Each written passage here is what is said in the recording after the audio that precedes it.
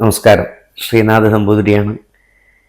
എല്ലാ ഏകാദശികളിലും വെച്ചിട്ട് ഏറ്റവും ശ്രേഷ്ഠമായിട്ടുള്ള ഒരു ഏകാദശിയാണ് ഗുരുവായൂർ ഏകാദശി. ഗുരുവായൂരപ്പൻ്റെ പ്രതിഷ്ഠാദിനമായിട്ടുള്ള ഈ ഒരു വിശേഷ ദിനം, അതോടൊപ്പം തന്നെ ഭഗവാൻ അർജുനന് ഗീതോപദേശം നൽകിയതായ ആ ഒരു സുദിനം, അതോടൊപ്പം തന്നെ വിഷ്ണുവ്രത പരായണന്മാരായിട്ടുള്ള അംബരീഷ ചക്രവർത്തി ആവട്ടെ, മേൽപ്പത്തൂർ നാരായണീയ ഭട്ടതിരിപ്പാട്, അതോടൊപ്പം ഗുരുവായൂർ കേശവൻ, ഇങ്ങനെ നിരവധി ഭക്തന്മാരുടെ ഒരു നിര തന്നെ കാണാം ഈ ഒരു ഗുരുവായൂർ ഏകാദശി എന്ന ഒരു പൂർണ്ണ ദിവസത്തിലേക്ക് എത്തിച്ചേരാൻ വേണ്ടി ഭഗവാൻ കാത്തു നിർത്തിയവർ.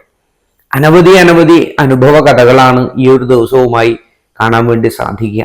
മറ്റെല്ലാ ദിവസങ്ങളിലും വെച്ച് ഗുരുവായൂർ ഏറ്റവും അധികം തിരക്ക് അനുഭവപ്പെടുന്ന ഒരു സുദിനവും ഈ ഒരു ഗുരുവായൂർ ഏകാദശിയാണ്.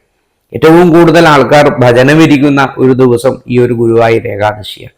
ഈ ഒരു ഗുരുവായൂർ ഏകാദശി ദിവസത്തിൽ നമുക്ക് ഗുരുവായൂർ ക്ഷേത്രത്തിൽ തൊഴാൻ സാധിച്ചിട്ടുണ്ടെങ്കിൽ മഹാപുണ്യം എന്ന് എത്രയോ നൂറ്റാണ്ടുകൾക്ക് മുന്നേ തന്നെ പുരാണാദികളിൽ പോലും പ്രജേതസ്സുക്കൾ എന്നുള്ള 10 പേര് തപസ് ചെയ്തതായ ആ ഒരു പത്മതീർത്ഥ കുളത്തിൽ അവിടെ നല്ലതുപോലെ തന്നെ ഭഗവാനെ ശരീരശുദ്ധി ചെയ്തുകൊണ്ട് പ്രാർത്ഥിച്ച് അന്നത്തെ ദിവസം ഏകാദശി വ്രതത്തെ പൂർത്തീകരിച്ചു ദ്വാദശി പാരായണ വിടർത്തി ആ ദ്വാദശി പണം സമർപ്പിച്ച് ഇഹജന്മ മുജ്ജന്മ പാപങ്ങളെയും ദുരിതങ്ങളെയും തീർക്കാൻ വേണ്ടി ഭഗവാൻ തന്നെ ഈ ഭൂമിയിൽ നമുക്ക് വേണ്ടി മാറ്റിവെച്ച ഒരു ഏറ്റവും വിശേഷപ്പെട്ട ദിനമായിട്ട് ഈ ഒരു ഏകാദശിയെ നമുക്ക് മനസ്സിലാക്കാൻ സാധിക്കണം.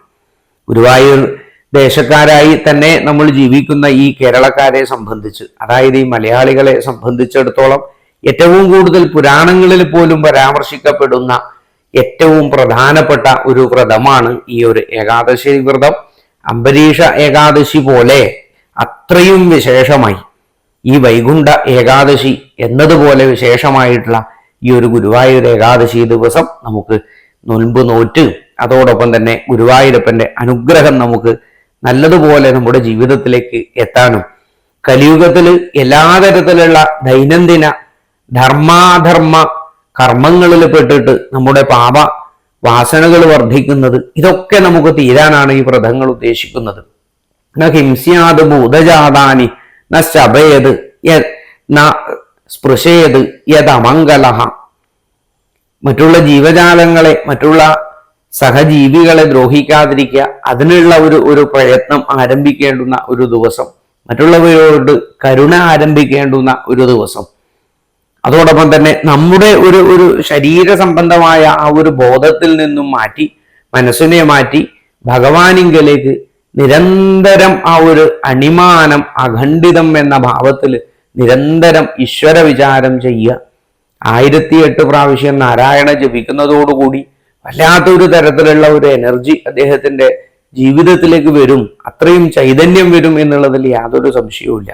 അത്തരത്തിൽ ഈ ഒരു ഏകാദശി ദിവസം, ചൊവ്വാഴ്ചയായ നാളെ ചൊവ്വാഴ്ച ദിവസം ഈ ഒരു ഏകാദശി വ്രതത്തെ ദശമി ദിവസത്തിൽ നോൻപ് നോറ്റ് ഒരിക്കൽ ഊണെടുത്ത് അതിനുശേഷം പരമാവധി നമുക്ക് ഭക്ഷണത്തെ ഉപേക്ഷിക്കാൻ സാധിച്ചിട്ടുണ്ടെങ്കിൽ അത്രയും നല്ലതാണ്. ബുധനാഴ്ച ദിവസം ഏകാദശി ദിവസം ക്ഷേത്രത്തിലുള്ള ദർശനവും അതോടൊപ്പം തന്നെ ക്ഷേത്രത്തിലുള്ള നാമപാരായണങ്ങളും അവനവൻ തന്നെ നാമം എഴുതാനും ഒക്കെ ലിഖിതം വളരെ ശക്തിയുള്ളതാണ്. മനസ്സിലും അങ്ങനെ 3 ആവൃത്തിയോട് കൂടിയിട്ടാണ് ഒരു പ്രാവശ്യം നമ്മൾ എഴുതുക. അതിൻ്റെ ഒരു ഫലം ഒന്ന് വേറെയാണ്. അത്തരത്തിൽ നമുക്ക് നാമജപത്തിലൂടെ മുഴുകിക്കൊണ്ട് ഒരു ഏകാദശി ദിവസത്തെ പൂർത്തീകരിച്ച ഒരു അനുഭവം ഒരിക്കലെങ്കിലും നമ്മുടെ ജീവിതത്തിൽ ഉണ്ടാവാൻ നമുക്കൊരു ശ്രദ്ധയുണ്ടാവണം എന്ന് മാത്രം എല്ലാവരോടും പ്രാർത്ഥിക്കുന്നു. പൊന്നുഗുരുവായൂരപ്പൻ എല്ലാവരും അനുഗ്രഹിക്കട്ടെ എന്ന് മനസ്സറിഞ്ഞ് പ്രാർത്ഥിക്കുന്നു. നന്ദി, നമസ്കാരം.